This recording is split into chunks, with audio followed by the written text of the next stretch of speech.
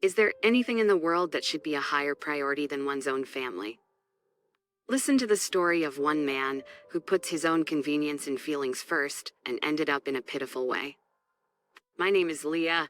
I'm a 35-year-old housewife, busy every day working part-time doing housework and raising a child. My husband Joshua is an ordinary office worker, and we have our 4-year-old daughter Zoe. She is our princess. My daughter is growing up well, and I feel like we have a perfect life together. Our marriage is relatively happy, and I have no complaints about my husband. I thought that our days would continue to be peaceful, but my daily life was disrupted by a certain event. What? Your sister is pregnant? The news took me by surprise, because my sister-in-law had always said that she would be single for the rest of her life, and that she would be devoted to her work. She was what you would call a career woman, and I secretly respected her for that. Congratulations. What's he like? Is there going to be a wedding soon? When I asked my husband, he looked at me like he was uncomfortable to answer. My sister's partner has a wife and kids. Well, my sister was more passionate about it. She knew he has married for a long time and continued the relationship anyway. Then she found out she was pregnant and he ran away and disappeared. So she decided to have the baby alone. Oh, is that so? It's a lot to deal with, huh? To be honest, as a married woman, I was a bit uncomfortable that she would have a relationship with someone she knew to be married. But I decided to be happy for her pregnancy. So, it seems that she's going to go back to her parents' house to raise her child. Even though my parents and I would be enough to deal with the situation, I'm thinking of checking in on her until things settle down, you know? I understand his concerns for his unmarried sister who is going to have a baby. That's why I accepted my husband's proposal. Okay, let me know if there's anything I can do. Thanks, I appreciate it. You take care of Zoe for me, please. I was a little touched that my husband is a really kind person. I knew he was a good father. That's what I thought at the time. Time passed and my sister-in-law gave birth to a healthy baby boy. He was named Aaron. I thought it would be inconvenient for them that we visit right after the birth. So I decided to go see the baby after things had settled down. But then I started to notice something strange in my husband. Hey Mom, is Daddy coming home today? Sorry, honey. He's busy right now. Let's be patient a little longer. I wish I could talk to Daddy. Zoe's words made my heart ache. My husband hasn't come home for days now. Since my sister-in-law gave birth, my husband only comes home about 2 days a week. The rest of the days, he spends at his parents' house. I accepted my husband's proposal, but I never imagined it would go this far. Hey Joshua, I think this is a little too weird. You should come home a little more often. Zoe misses you. I called my husband and told him right away. But he said, What are you talking about? She has a baby now, and it's the hardest time of her life. My husband got upset, saying I was selfish, and handed the phone to his parents. Hello, Leah. I'm sorry, but we just had a newborn baby. If you have a child too, you would understand that, right? It's true. You know, our daughter has no husband. Why don't you show a little compassion? Neither my parents-in-law nor my husband seem to think the situation is unusual. It's not right that a father comes home only 2 days a week. After that, I patiently continued to ask my husband for help. Then he said, Leah, I didn't know you were such a cold person. All right, I'll come home.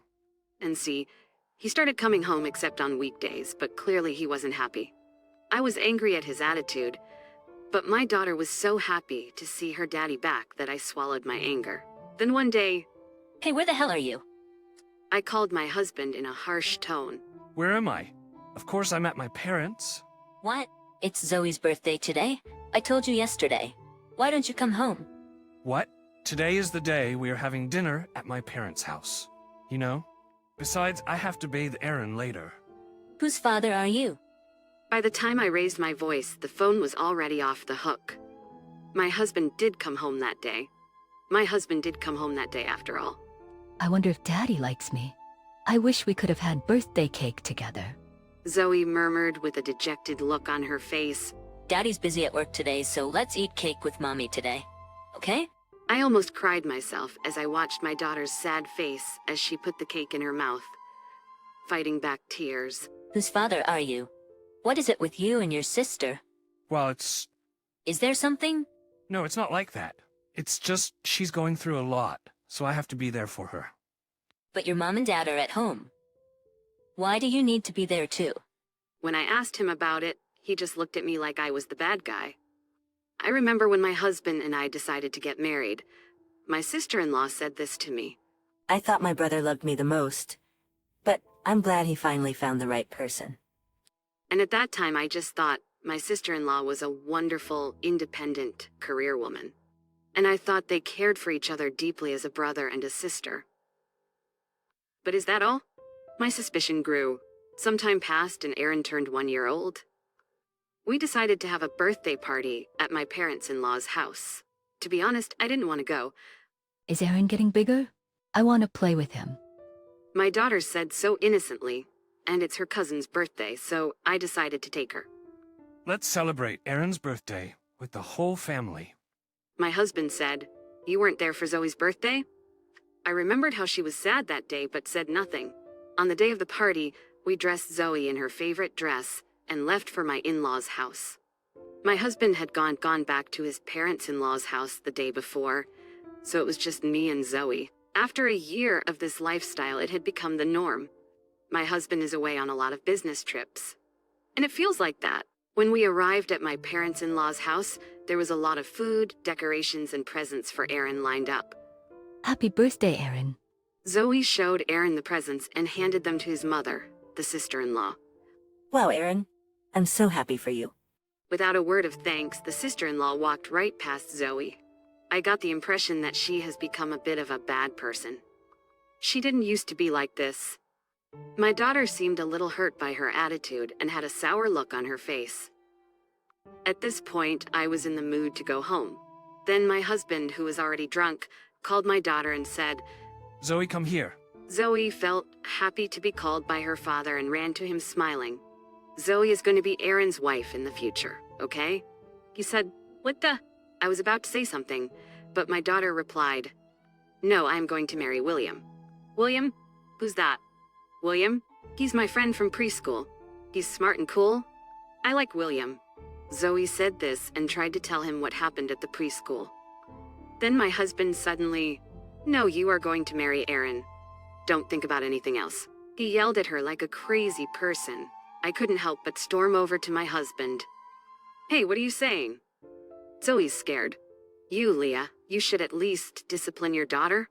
She can't have a boyfriend." I can't believe you'd say such a thing to your own daughter. Moreover, my sister-in-law said, I'm looking forward to the wedding. Don't let Zoe go out with anyone, Leah. Understood? She wasn't joking. She looked serious. It was even creepier that my parents-in-law were laughing as if they agreed with my sister-in-law. I can't take it anymore. I don't want to be in this place one more second. I couldn't help but raise my voice. Don't be ridiculous. Zoe is a person, not a puppet. I took my daughter by the hand and left my parents-in-law's house. She's never had a grown man yell at her like that before, and she was sobbing her eyes out. That's not Daddy. That's not Daddy. That's not Daddy, right, Mommy? I hugged her tight and made up my mind. I don't need him. He's a lousy husband and father. I took immediate action. To protect my daughter, I decided that she and I would stay with my parents for a while. Finally, about 2 weeks after we separated, I received a call from my husband. Hey, where are you? I don't have to answer that question. What do you want? I can't believe he found out we'd moved out after 2 weeks. I guess that means he didn't come home at all. After all, he doesn't care about me or our daughter. What's wrong with you? How's Zoe? My husband asked impatiently. I don't have to answer that question either. Bye. With that, I hung up the phone. I wanted to avoid any contact between Zoe and my husband for a while, so I didn't tell him where we were. But then he started contacting me every day. Come on, Leah. Tell me where you are. I need to see Zoe. We are family. Being separated from each other is not right.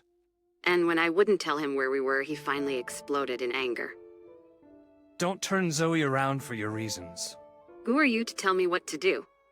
He was so selfish that I got angry and yelled at him over the phone. If you're gonna talk like that, you might as well come here. I'll give you the facts. When I told my husband that I was staying at my parents' house, He visited me right away that weekend. When Zoe saw my husband, she quickly hid behind me. He was shocked by her reaction. Zoe, hey, it's Daddy. What's wrong? I don't like you. You scare me. I want mommy. Mommy only. Mommy only. She grabbed my clothes and wouldn't let go. Deciding it was too dangerous to continue, I took my husband outside. Zoe. He was holding his head in his hands. You see, it's not me who's rejecting you. It's Zoe. Of course she rejects you, after you yelled at her like that. No wonder she hates you. A father who never comes home and puts his nephew before her. But I did it for my sister's sake. Whose father are you? What is your sister to you? My husband is silent. I asked my parents to take care of my daughter for now and decided to go to a nearby coffee shop to talk with my husband about the future. As soon as I got to the table, I presented the divorce papers to my husband. He looked at me with a stunned expression on his face. Please divorce me. I want to get away from you, and so does Zoe. I only wanted to do it for my sister. I thought you and Zoe would understand. I don't understand what he's saying anymore. Why do we have to go along with your selfishness? I came down hard on my husband, demanding to know what he had been doing and saying. I could have laughed it off if you had joked about Zoe becoming Aaron's wife. But you yelled at her and never apologized. Do you have any idea how much it hurt Zoe? And how much she cried? You are always talking about yourself.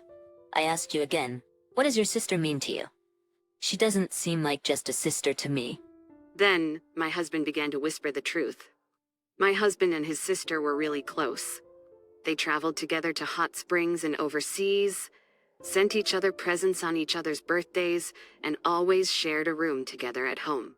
When my sister-in-law found out that my husband and I were getting married, she told me that she thought my brother loved her the most.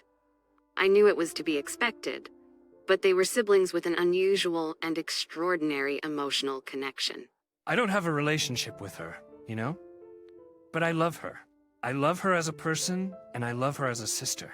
So when I found out that she was going to have a baby without being married, I wanted to help her. Having Aaron and Zoe get married was my husband and sister-in-law's idea. If we can't be together, then let our children get married. How horrifying. The reason behind the husband neglecting his wife and daughter. I see the whole picture now. Do you think I'm gonna let you get away with it? I will never forgive you for your cruelty to Zoe. And how dare you say families should be together? My husband kept his head down and said in a quiet voice, "My sister is moving out soon. She's getting married." So you're just going to get lonely and try to make us a family again? That's not gonna happen. My husband's immediate response was to hang on to me. "Please, I'll be a good father from now on. I'll be a good husband. Please, Leah." He bowed his head. Give me a break. I don't trust you anymore. Zoe feels the same way. We don't trust your parents and your sister too. It's completely insane that people can smile so openly about what happened at the birthday party. Since then, Zoe has never been able to speak well to any adults outside of me and my parents. She just wanted to celebrate her cousin's birthday. You destroyed her innocent soul. I won't let you do it anymore, and I will never forgive you. I want a divorce. I'll get custody. I can't leave my daughter with you. What do you say? I've just completely cut off my husband's lifeline. Goodbye. I said coldly, "I will do everything I can for my daughter. Always have and always will." I became a mother with that determination. After that, my husband and I divorced. I got custody of my daughter, and he's paying me monthly child support. After the divorce, he moved back in with his parents. I guess the separation from his daughter was very hard on him because he started missing a lot of work and eventually resigned. He's now unemployed and a recluse. I know this because his parents are kind enough to tell me what's going on with him. Please give him a chance. He's Zoe's father, after all. I'm not going back together with him. If I did, there's no point in getting a divorce. He had it all coming. It's not right for him to come crying to me now. There must be another reason why my husband is in such a miserable state. And it's not just the divorce. My sister-in-law, with whom he has an unusual relationship, has moved out. By the way, my sister-in-law is married to the father of Aaron, the man she had an unfaithful relationship with. He divorced his wife and remarried my sister-in-law, and were forced to pay his ex-wife a considerable amount of alimony. His sister is also in a difficult situation financially. Well, she wanted to marry him. Even if she had to pay the price, I guess that's fine. But I hear that their marriage is quickly deteriorating due to their financial difficulties. Money's tight and the typical ending is near. As for me, I quit my part-time job after the divorce and got a full-time job. I'm raising my daughter with the help of my parents. Just knowing that my daughter is happy and enjoying her life makes me, her mother, happy. I'm glad I had her, and I'm grateful to my ex-husband for giving me this child. On my birthday, Zoe baked a cake with my mother and wrote me a letter. Thank you for everything, Mom. You make me so proud of you. I love you. My daughter hugs me. Thank you. I love you too, Zoe. I would do anything for her. I would overcome anything. A mother cannot rest to protect her daughter's smile. Then he went nuts. Next, my husband used up our savings to buy an apartment to live with his parents. He went nuts after our divorce. My parents really wanted to move, so I bought it for them. Huh? What do you mean? My husband used our savings to buy an apartment for his parents without discussing it with me. We just have to save up again. Anyway, I don't need you telling me what to do with my own money. He is totally gone. I felt nothing, not even sadness or anger, like I was suddenly pulled down into purgatory of nothingness. And then I slowly grabbed his hands. I met my husband Eric at my college party. He was sitting across from me on the sofa, and I noticed him glancing at me. As the hour passed by and the party was at its peak, he and I went out on the quiet corner of the lawn hitting up a conversation. We had the same hobbies and interests, and it was exciting to chat with him. We exchanged our numbers and started dating. He proposed to me after 2 years when I was 25. It was my dream to marry and start a family, so I said yes to him. We got a 1-bedroom apartment close to his parents, and I quit my job and became a housewife as he requested. Soon after that, I got pregnant and had a son, Mark. Around this time, my in-laws started inviting us to their house often. They never contacted me directly, but asked me through Eric. I understood that they really wanted to see their grandson. They actually adored Mark and bought a lot of toys for him. Mark, who was very attached to me, was quickly used to them. However, every time I was at their house, I got an awkward feeling. Stacy, if you're really gonna be a father, you don't have to come over. Stacy, if you're too busy with housework, you don't have to come over. We're happy just to see Eric and Mark. It feels claustrophobic here. They seemed like they wanted to get rid of me. Mark was still little and cried when I wasn't around.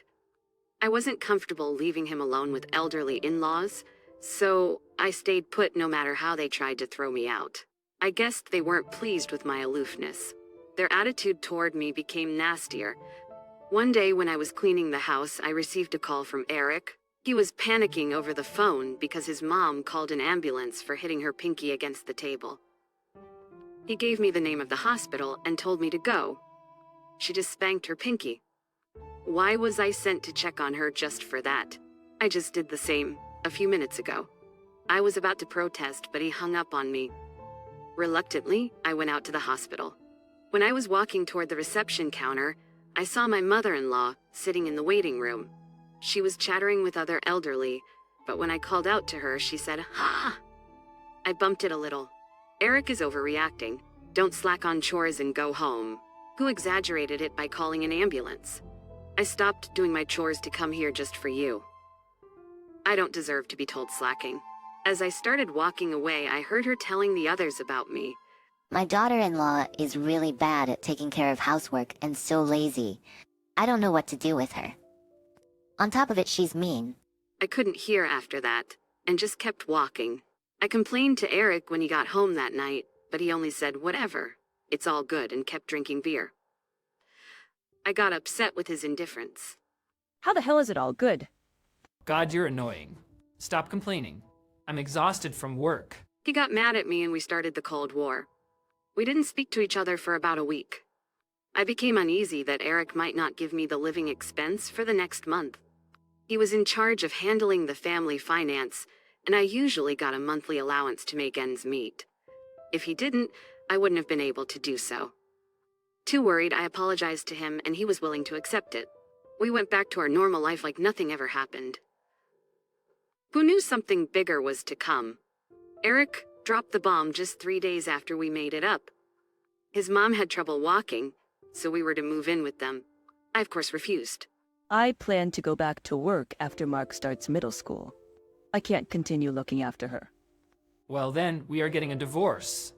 You are a housewife, so you won't be able to support Mark. I will take custody. I couldn't retort to his comment. In fact, I was unemployed and didn't have the means to raise him.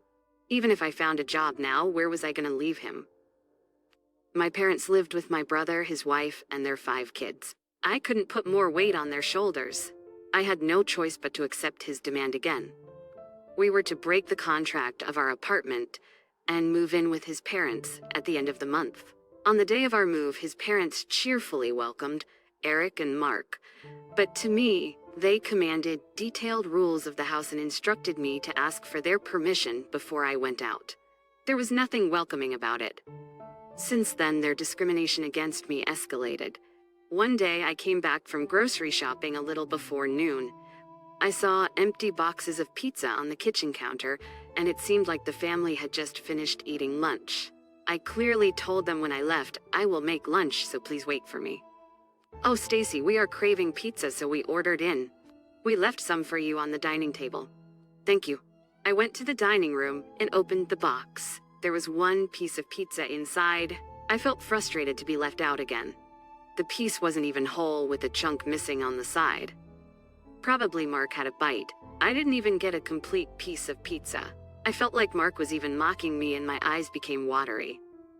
Another time, the rain suddenly started while I was out. I had left our sneakers under the sun, so I rushed back home. When I got back, I found that my mother-in-law had already taken Eric and Mark's sneakers, but left mine out soaked in the rain. Eric and my father-in-law pretend to be oblivious. At lunch and dinner, if I served with a big sharing plate, they immediately took all without leaving any for me. So I served them separately with a single serving next time. They complained it was too small. Such was my life. In the end, I kept my own portion on the side before serving them and ate it secretly after they finished. I had been trying my best to not explode with anger, but I finally had enough and was about to plead with Eric for moving out. But... Hey, I bought a new apartment. I would take you to see it. You'd like it for sure. I was flabbergasted. We never discussed such a matter. And where did the money come from? I was rushed to go and see it with him. It was a brand new apartment building in the center of the town. There was a mall, school, government office, and post office nearby. It was in a very convenient location. The apartment was just finished being built a couple of weeks ago. We entered the room at the corner of the 8th floor. It was unbelievably bright, big, and had a great view. It was almost perfect. The moment I was about to ask him about the most important matter... My parents say they really want to live here. I bought it with the sale of their house and all the savings. Isn't it amazing? What? What the hell did he say? It was his parents' wish? Spent all the savings that was supposed to be for our son's education and our retirement. What in the world was so amazing about it? How could you do such a selfish thing? Please cancel the contract. I was in total panic and begged him to cancel. We just start saving again. Anyway, I don't need you telling me what to do with my own money. A housewife has no say in this. He snapped back at me. You told me to quit my job and stay at home. The word divorce popped into my head, and I ran out of the apartment. When I got home, my father-in-law was watching TV and my mother-in-law was busy on the phone. I hurried to collect the necessary things and pack them in a bag. Then I scrawled down "Let's divorce" on a piece of paper and left it with my wedding ring on the desk. I rushed out of the house carrying Mark, who was half asleep. Let's get a room in a motel for now. We were wandering the street on foot without knowing what to do next. Then I heard a woman's voice calling me. Daisy, isn't that you? Is it? I turned around and knew immediately who she was. It's me, Amy. Remember me? Such a long time. She was my high school friend. We kept in touch after graduation, but we eventually became estranged. She got divorced from her husband, who cheated on her, and came back to her hometown last year. I told her about what had been going on in my life and mentioned divorce as well. She smirked and said, "I know the best divorce lawyer. I'll pass you his contact." The lawyer happened to be the same guy with whom I had a crush on in high school.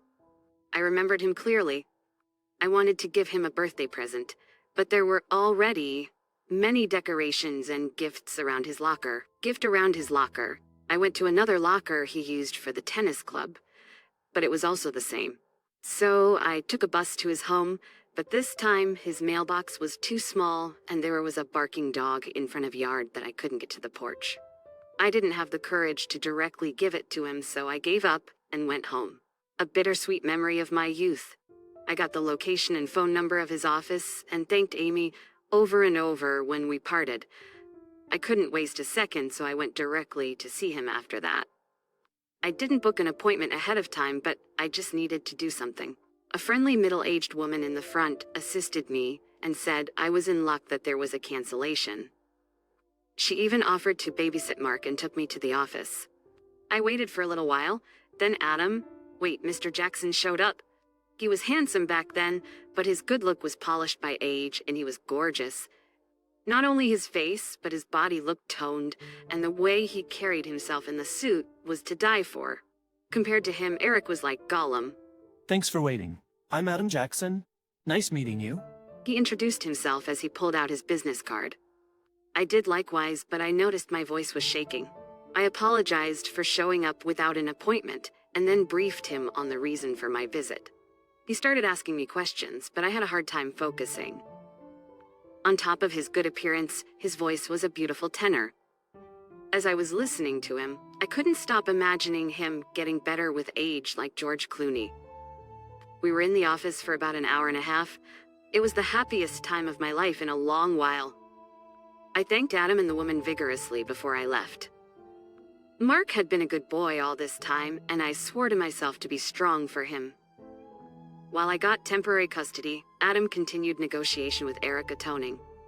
Of course, he wasn't willing to settle easily and was too carried away by his rage that he couldn't even think straight. Hence, we went to a trial. Don't worry. It happens often. I got this. Adam tried to soothe my anxiety. I got a ride from him to the court on the day of our trial. As soon as I got there, I felt a knot in my stomach. I was going to see Eric for the first time since I left. When he saw me enter the room, he immediately grimaced at me. You bitch! What the hell do you think you're doing? Who took care of you all this time? You owe me. He looked like he was about to jump on me. So the security and his lawyer restrained him and dragged him out of the hallway. I was horrified. Even if we divorced, he might take revenge. I could hear him screaming, and his lawyer said, "It's going to have a negative effect. And the worst case, the police." Then it became quiet. We went through the hearing without an incident after that. Mark and I were offered to stay with Amy's parents for the time being. They ran a local diner and hired me as a waitress out of their kindness. In addition to that, they had an unused trailer in their backyard, which they offered us to stay in. One night, I don't know how they found out, but Eric's parents showed up at the house. They tried to cross the yard toward my trailer, and Amy's parents stopped them. "Hey, come out, you coward. Give us Mark." I heard them shouting. Amy signed me to hide and went out to deal with them. If you don't leave now, we'll call the police. As she said this, she was already calling. They realized the seriousness and tried to run away, but Amy's parents held them in place. The policemen arrived within a minute. After hearing both sides, they escorted in-laws back to the car and made sure they drove away. I frantically apologized to Amy and her parents and started packing my things, but they stopped me and told me it was safer to stay with them. Your divorce drama is quite entertaining. I'm so geared up to fight with you. Wait, I felt threatened for my life here. Came to think of it, she was into Spanish soap operas. 2 months later, thanks to Adam, I was able to get good alimony, custody, and child support. I could finally cut all ties and move on with my life. I can live freely doing whatever I chose to do. I held Mark tightly in my arms. He needs to be reassured that I would always be by his side. Before I parted with Adam, I not only thanked him for the job he had done, but finally told him that I actually knew him from high school. He didn't remember me, but he was kind to tell me that I could count on him if there was anything. Later on, the rumor of my in-laws' incident spread in their neighborhood, and Eric too was seen by the neighbors as an abusive husband. They were too embarrassed that they moved to another town. Eric had sold a new apartment and paid me half of the profit. He was in debt from the trial and still had to pay me alimony and child support, so he lived in a trailer park. I had been afraid of his retaliation against me. As for the in-laws, even after the first incident, they had been warned by the police. They kept coming to see me, so they eventually got arrested. After spending some time in the pen, they both got ill and were sent to a facility by Eric. As for me, I still work at the diner. Hey Stacy, have a break. Let's get something to eat. Thanks. Yeah, let's eat. I take off my name tag and sit down in a booth. Amy joins with a cheeky smile on her face. So how's it going with Adam? Direct to the point, huh? Of course. I want to know everything. Adam had asked me out a little after our last meeting and we started seeing each other. He is supposed to meet Mark officially this weekend. I tell Amy about it. Wow, Mark's finally meeting him. Where are you guys going? Who suggested bringing Mark? She is so excited with many questions. Good food, good friends, and a re-encounter with my old crush. I had terrible experiences, but I'm glad that I had the courage to get out of my old life, because now I'm standing at the end of the tunnel. I feel grateful and blessed to be able to stay with Mark more than anything. I will live my own life surrounded by good people supporting each other from now on. See what happened next? My husband came to dishonor my family and me at my dad's funeral. He was faced with his own demon. The old man's finally gone. He lived so long for nothing. Now you can claim his life insurance, right? I can finally be compensated for the misfortune of getting married to you. Show me how much you're getting now. I have no interest in joining your impoverished dad's hick funeral. The words that came out of my husband's mouth were no condolence, but pure insults to my dad and me at the funeral. Not only that, he threw coins from his pocket at me and let out a scornful laugh. There was no sign of the kind man who gave me the lucky silver dime and encouragement in the past. How did it all come to this? My vision was blurred by tears of rage and misery. Suddenly, a man appeared in front of me. He played a crucial part in what was to come next. I was 35 years old, working at a confectionery plant. My ex-husband and I met at my previous work. I was a fresh graduate and had no clue what I was doing at work. Why am I making so many mistakes? Everyone else but me is getting it right. I thought we all had minor flaws at first, but I kept struggling to learn the new tasks. We all worked independently, and the company didn't create a friendly environment to support each other, so I was totally lost. When I made mistakes, my colleagues were burdened. I was the type to drag my mistakes with me, so I was getting crushed by their weight. One day, it became too much to bear, and I hid crying in a corner of a small kitchen at work. A guy who happened to find me there was my ex-husband. What's wrong? You want to talk? Thank you. I made a mistake again. He was 2 years older than me, and had been working there for a while. He listened to my gloom and doom and made me smile. What a nice guy, I thought to myself, and calmed down a bit in his presence.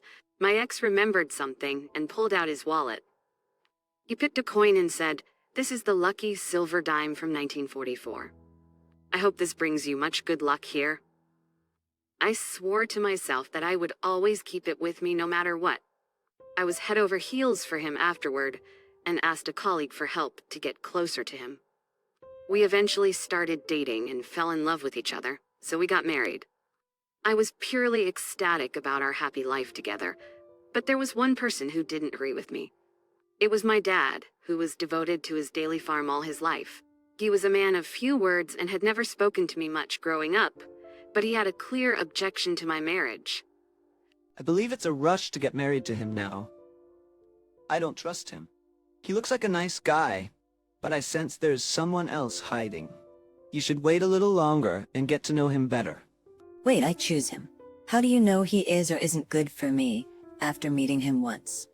Besides, you've never given me any fatherly advice before, and now you put on your father's mask and give me a lecture? I am an adult. I don't need your permission. Gearing him against my decision for the first time, I became upset and blamed him more than I should have. He never said a word about it after that. I ignored his warning, got married, and left home. We had never gotten in touch since then. It's all good. I have my husband. I'm happy with my marriage. I chatted to myself and pretended there was nothing wrong in my life. I chanted to myself and pretended there was nothing wrong in my life. The truth was, my reality wasn't going the way I imagined. A little after we got married, my ex started acting arrogant toward me. Hey, where's my dinner? Didn't I tell you to clean the house? I'm too embarrassed living in a mess like this. I want to wear this tomorrow, so iron it. And don't forget to polish my shoes. Even though he treated me badly, I tried my best to balance my work and home life. I managed to perfect housework, not to be criticized. My ex took it for granted and never showed his appreciation to me. Yay me. Good job. Huh? Of course, you should be able to do all this as a wife. Your screw must be loose, asking for a compliment. If this was praiseworthy, you should get on your knees and thank me for my job. He got promoted to manager, which he used to disgrace me all the time. All your work proposals are lame and boring. They show you were born and raised in the dead of the countryside. Your existence stinks of mud. Not only did he degrade me, but he also disrespected my family. I was getting fed up with him. In addition to this, he made fun of my hobby, which was drawing sketches of new dessert ideas. I was really into it and spent a lot of my time drawing. He shrugged them off and criticized them as terrible designs. He said I was wasting my time. In the end, he escalated to looking down on my family and the daily products that were sent to us. Ew. It smells rancid. Stinks of poverty. I can't eat poor people's food. He viciously criticized me. To be honest, I was prepared for his slamming and was going to just shrug it off. But he went a step further this time. It was disgusting that he couldn't appreciate the kindness of others. I should have told him off, but I disliked confrontation and couldn't stand up for myself. I was also worried about being lost without him if he kicked me out. I wouldn't have had anywhere to go. The thought of it kept me from arguing with him. He knew he had control over me, so his behavior worsened. One day I cooked a white stew using the milk for my family. As I kind of expected, he said, "Ew, it smells rancid. Stinks of poverty." He viciously criticized me. To be honest, I was prepared for his slamming and was going to just shrug it off. But he went a step further this time. Before it stinks up the whole house with the odor of poverty, I'm gonna trash it. I feel like I'm in jail being served such food. Seriously, you're the worst wife. He dumped the pot with stew inside into a bin. I finally exploded and started yelling. How could you throw the food I took time to make? You're disgusting to waste perfectly good food like that. Instead of apologizing, he snapped back. Blah blah blah. You're so dull, useless, and annoying. Who do you think you're speaking to? I'm better than you. You're just the weight on my shoulders. Don't need you anymore. And then he scornfully told me why he married me. I thought a 35-year-old hag would have a lot of savings. You seem like you were out of the dating loop all your life. I just wanted to take your money and use you like a child robot. You wanted me anyway, so it's a win-win, right? I was aghast by his unjust and malevolent revelation and his nonchalant demeanor. Was the reason we delayed our marriage to make me save more money? It was all your scheme. My savings are almost gone because you've been splurging, you know? You're right, but you never mentioned your savings are almost gone. How's that my fault? It's your job to take care of the finance, so you take responsibility. A penniless wife is of no value to me, lower than your farm animals. He ranted in a vile manner, and then he suddenly pulled out my sketches from the shelf. He ripped the pages into pieces as he shouted, "Pathetic!" Threw them all over the place and walked out of the room. What have I ever done to you? I just tried to do my best to make our lives better. Of course I couldn't sleep at all, but cried my eyes out that night. The next day, we're getting divorced. Get out. He didn't even look up from the paper he was reading. Okay, I was thinking the same in bed last night, so I simply agreed with him. I collected my things in silence and left the house. When I stepped outside, the face of my dad, who disagreed with this marriage, popped into my head. He somehow knew we weren't gonna work out. Why was I so adamant about his words back then? I'm very sorry, Dad. Tears welled up in my eyes. I wondered what he would say if I told him I was getting a divorce. Would he have been mad at me for not listening to him? Would he have been disappointed? He might no longer have spoken to a daughter who snapped at him in the first place. I could find answers to the questions, and I started living alone without the courage to go and tell him. I managed to find an apartment with my meager savings, but my ex spread a bad rumor about me, and I became very uneasy working there. I was mentally exhausted. When I was absent-mindedly going through job ads on the internet, I came across a listing of a bakery manufacturer. Working as a pâtissier used to be my dream. I may have been too old to change a career, but never try, never know. I was given a fresh start working at a manufacturer, and learning new skills gave me back the confidence. Once I was back to myself, I decided to do one thing I had been putting off. I planned to visit my dad and tell him about my divorce and a new career. That night, I got a call from my mom, who was sobbing. Your dad passed away in the hospital today. Please come home. The memorial service is a day after. It was so sudden that my mind went blank. I immediately packed up my things and drove as fast as I could to the ranch. And then I saw him lying peacefully in a casket. It was too late. I was too late. When I saw the shriveled corpse of my dad, I finally got a grasp of the reality, and the waves of regret washed over me. I didn't come clean about my divorce, and never got to apologize to him. Why did you leave so soon, Dad? I was gonna tell you everything. I'm sorry for troubling you and not coming sooner. I soaked up my pillow with my tears all night without sleep. 2 days later, his memorial service took place at the ranch. I was too devastated that I was like a zombie. Then suddenly my ex appeared before me. He learned about my dad's passing through a mutual friend. I expected him to mourn my dad as long as he was at the service. But my expectation was quickly shut down. Hey, so when are you getting your inheritance? Since I took care of you, you need to pay me for that. I've waited so long for the country bumpkin to die. Anyway, a hillbilly memorial is so plain, isn't it? Don't tell me you don't have money. Just sell this useless ranch to get more. It's your chance to make me think that I was lucky to have married you. Even on such a solemn occasion, my ex showed his despicable self and tried to dishonor my dad and me. My dad and me? Leave now. There's no place for a vile man here. I was outraged by his immoral behavior. He didn't care and continued with his rant. Pay me then? I will leave. I don't even want to be in this hick town. You always make things complicated with me, so it takes longer than needed. That's why I divorced you. He sniggered, blaming me for our divorce. Even though we were at the far corner of the room, away from the others, people were starting to get curious about us. Here my contribution to a gift of assistance. He suddenly put a scornful smile as if a great idea came into his head and shoved his hand in his pocket. So the wicked perish at the presence of me. He imitated a priest performing an exorcism and threw the coins at me. Ching-ching, the sound of coins hitting the floor echoed through the room. He kept his dreadful smile on his face and picked up a dime from the floor. I exactly knew what he meant. Where did the kind guy I first met go?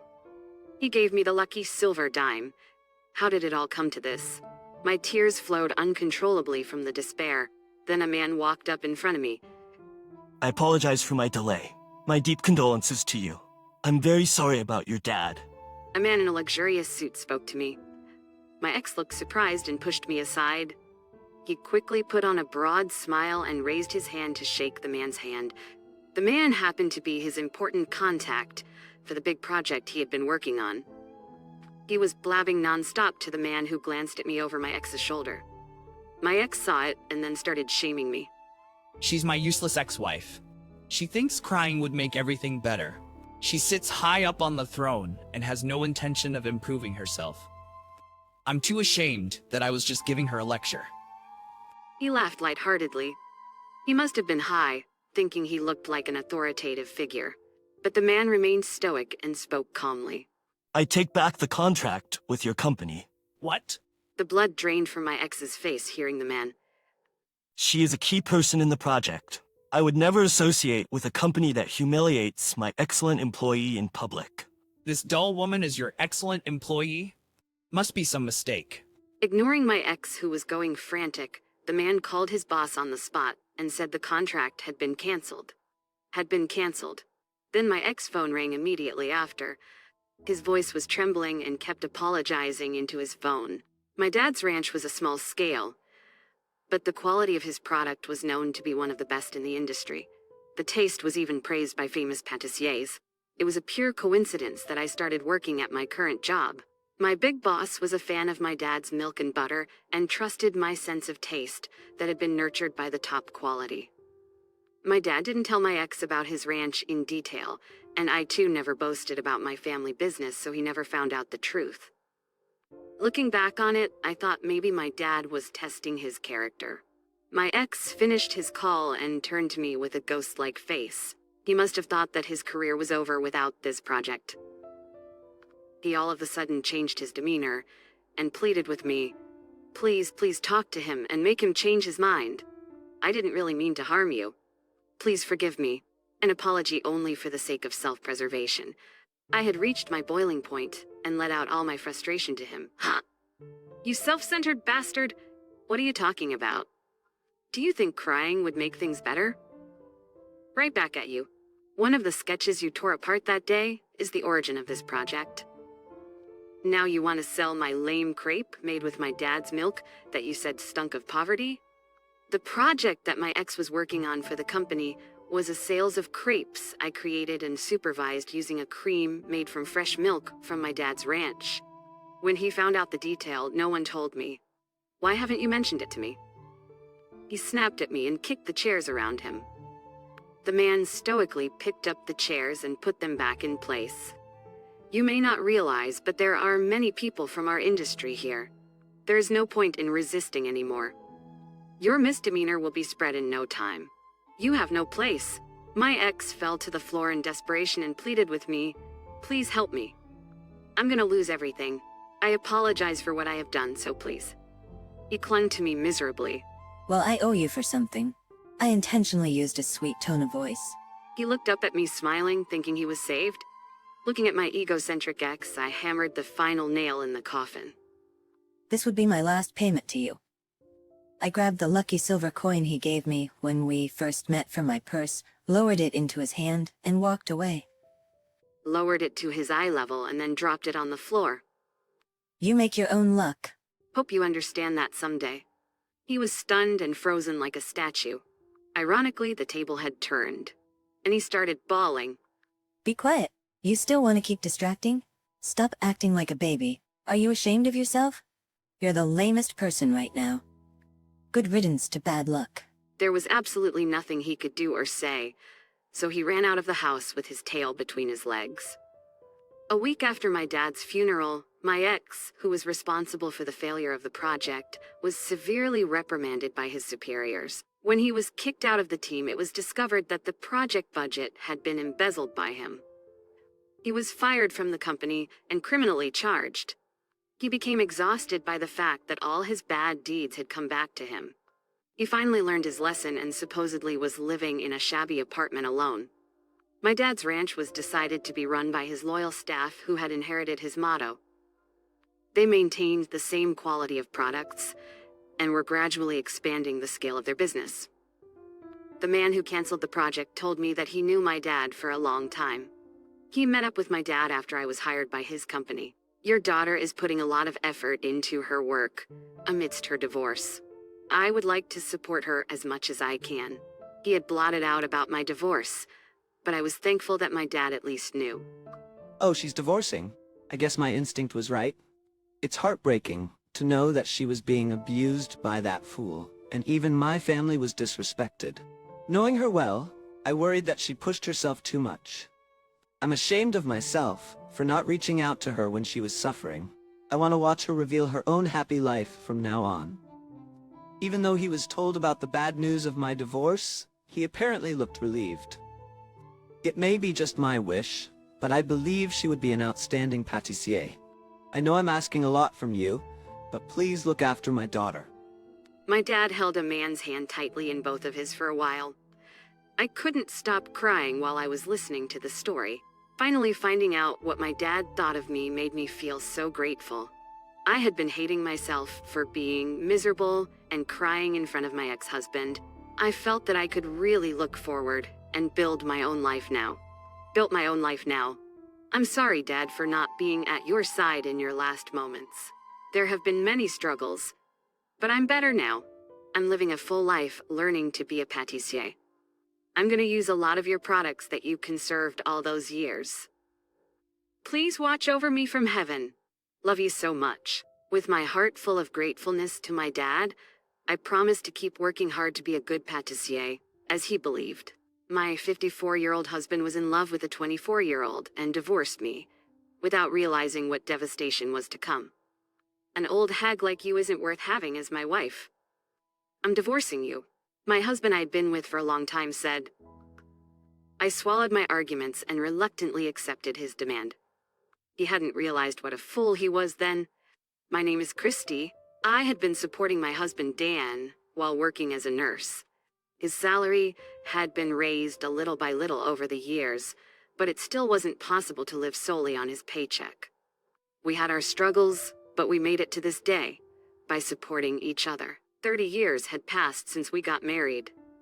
It had been wonderful for me. I enjoy balancing home and work life, and above all, being with Dan was still my greatest joy. We didn't want to have kids, so spending our time together without distractions was pure bliss every night. Dan never strayed from the marriage and put all his effort into his work for us. Maybe he wasn't so good at it, so it took a little longer to be promoted compared to his peers, but I didn't care. Better than having him overworked and end up in the hospital. It was a time for fresh graduates to join his company. Hey, guess what? I am appointed as a trainer of new employees for the first time. Wow, congrats. You're finally recognized. He downed a beer happily without leaving the drop-off dinner. Before him, the role was taken by his peers and seniors. After all, it was an important position that could only be entrusted to employees who produce a certain level of results. He had finally been appointed for that. Watching him animated with joy made me delighted. Maybe I will get a raise if I do well and put more effort into my other job, too. Don't push yourself too hard. I took a real drink myself as I nudged and elated Dan. I had no doubt about us continuing to have a happy life forever, even though there was no promise for the future. Dan welcomed the new employee, Mary, as his trainee. She was beautiful and charming, so her coworkers treated her fondly.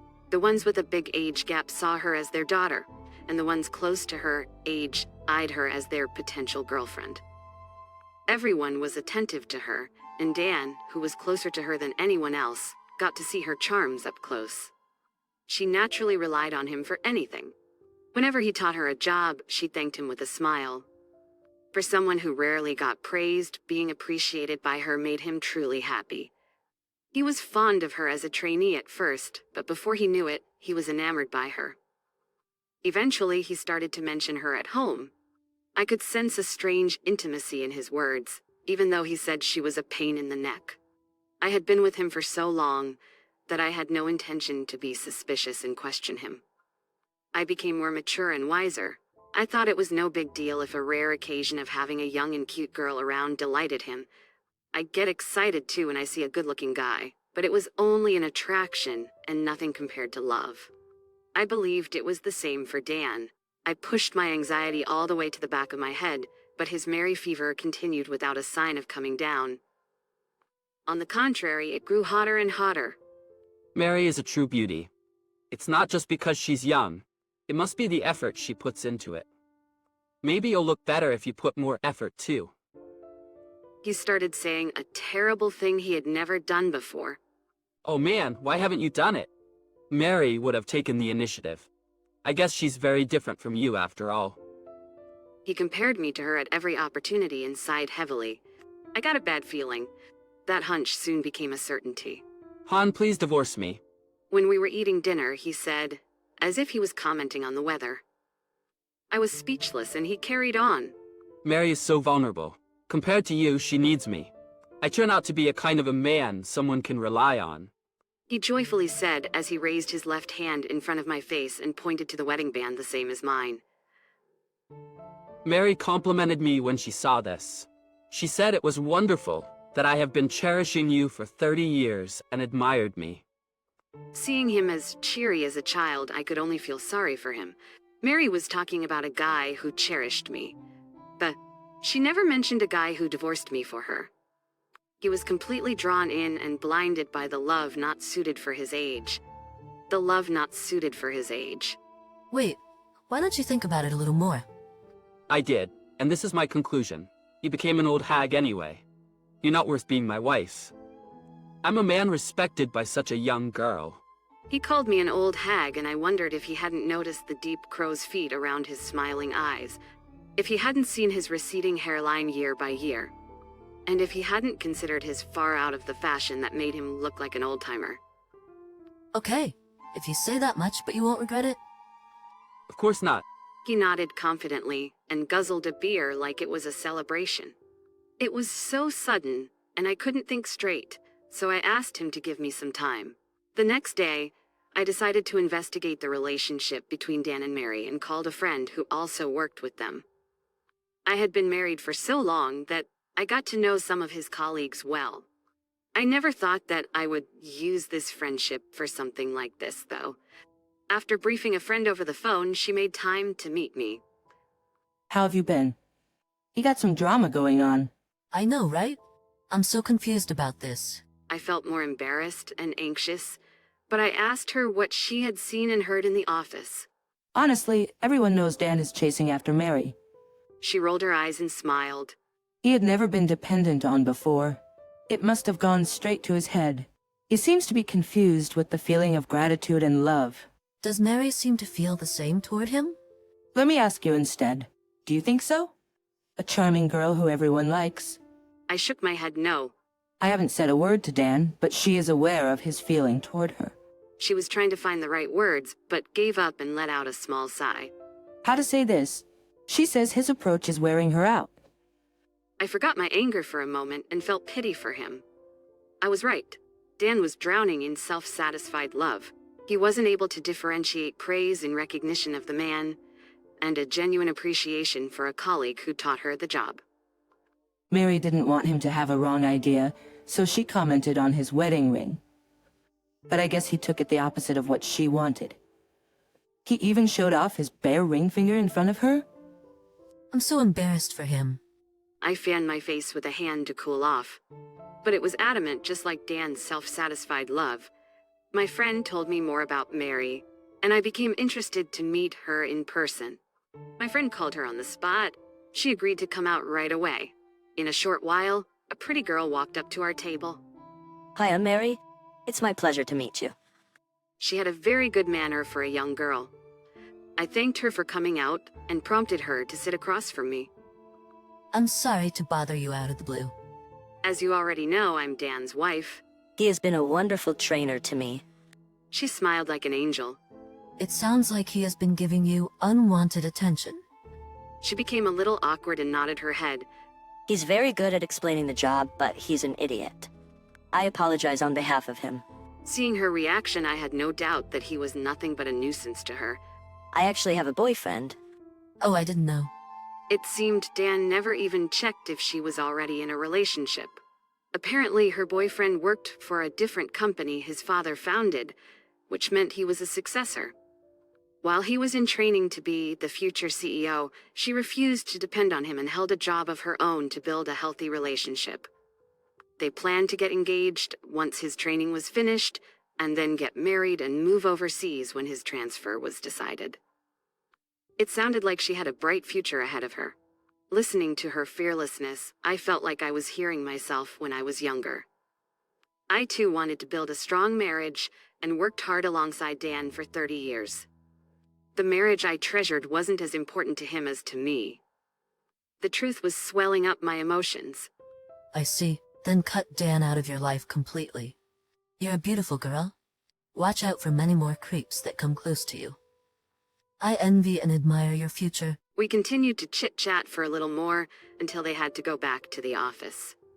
On the way back home, I stopped at the attorney's office and discussed my divorce. Dan was supposed to come back home for dinner. I normally cooked myself, but I had to take away all pork chops and champagne that night. Is it your birthday today? No, it's for our farewell. I told him that I went to see a lawyer who would contact him shortly. His face was stunned for a second, but immediately changed to a big smile.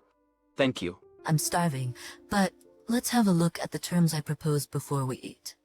While I set up the table, he hummed some light-hearted tunes as he went through them. He was scribbling additional notes in a way. His pen was dancing in the air. What a cheerful handwriting compared to the gloom I felt seeing the lawyer. We eventually had our last supper together. He must have been relieved to get rid of an old hag like me. He downed 2 cans of beer. I picked up the cans laying next to him, who was dozing off on the sofa, and brought them to the kitchen. Before dropping them in a bin, I crushed one of them as hard as I could with my hand, and then I dropped the deformed can into a bin. Goodbye, good riddance. I whispered to Dan, who was sleeping, and left the home I spent 30 years of my life with him. While waiting for the divorce to finalize, I found a new apartment and moved in. I had been working all this time, so there was no financial hardship to start my new life.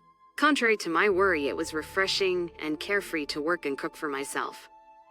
I enjoyed my new life, feeling like a young single once again. The portion of money I used to buy beers for Dan went to my new cosmetic and clothes instead. I felt myself brightening up. As for Dan, he depended all of the housework on me, so he started to look shabbier and shabbier, which eventually made Mary keeping distance from him. In addition to the already apparent signs of aging, he became even more careless. No wonder she didn't feel good being around him. Still, he mistook her distance for shyness, not disgust, and to everyone's surprise, he proposed to her. Of course, he was declined.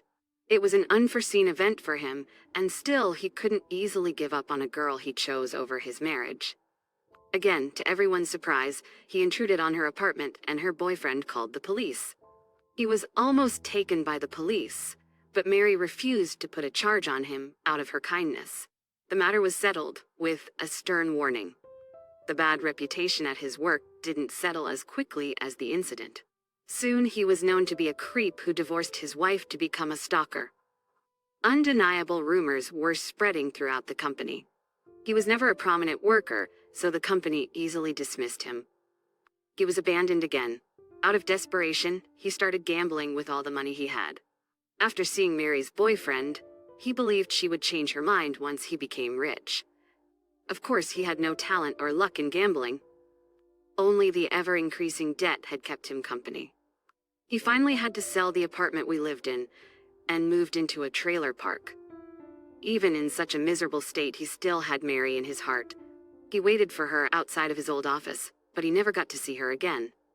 She had gotten married and had already moved abroad with her husband. He was in total despair without any emotional support and gave me a call after a long while. His voice over the phone sounded way older than I remembered, like he aged years in a matter of several months. "Please take me back." His voice trembled. I was silent for a moment and then spoke softly. Our relationship was thrashed into a bin with a can of beer that night. Goodbye. He was calling my name as I hung up on him, and then I blocked him for good. I put my phone in a bag and went out. The friend who told me about Dan and Mary was coming out to dinner with me. Having a new fulfilled life, I had told her that I wanted to go to a good steakhouse. Pork chop? Okay, but why? For farewell?